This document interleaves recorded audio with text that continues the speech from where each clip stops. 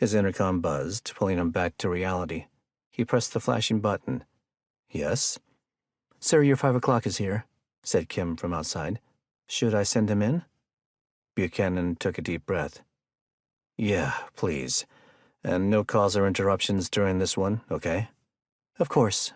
Buchanan stood and straightened his tie, neatened the collar of his shirt, and tucked it properly into his pants. He lifted the suit jacket from the back of his chair and slid it over his barreled frame as the door opened.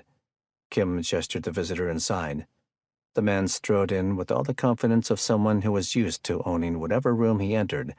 His thin, white hair bounced on his head as he walked. He was north of 60, not overweight, but his days of being called slim were behind him. His navy blue suit was freshly pressed and shining.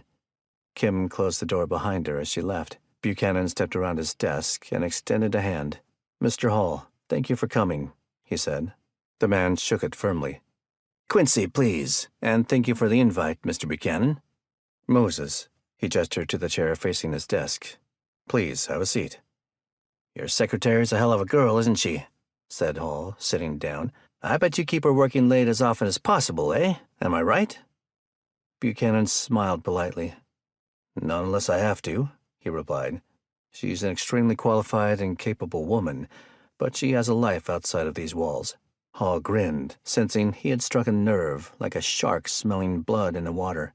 He retrieved a cigar from inside his suit jacket and gestured with it to Buchanan. Do you mind? Actually, yes. There's no smoking in the building. Hall laughed and took out a lighter. Rules don't really apply to men like us, though. Am I right? Buchanan held his gaze as he leaned forward slightly in his seat. When he spoke, he remained friendly, but didn't hide his assertiveness. My rules apply to everyone who comes into my house, Mr. Hall. No smoking. Hall's smile faded. He put the cigar and lighter away. Fair enough, Mr. Buchanan. So, you care to tell me what this meeting is about? I don't usually take meetings without an agenda. Buchanan relaxed into a seat. I wanted to meet with you as a courtesy, one mega-corporation to another. Thought we might be able to help each other out. Hall frowned. How so? TriStar Security.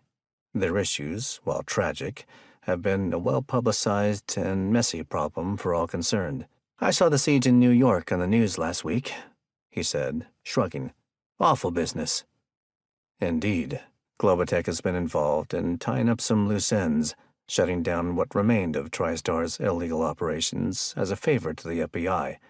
Key members of the board have gone to ground. Once the grunt work is finished, there will be one hell of a legal battle, I imagine. Hall nodded. Most likely. But what's this have to do with me?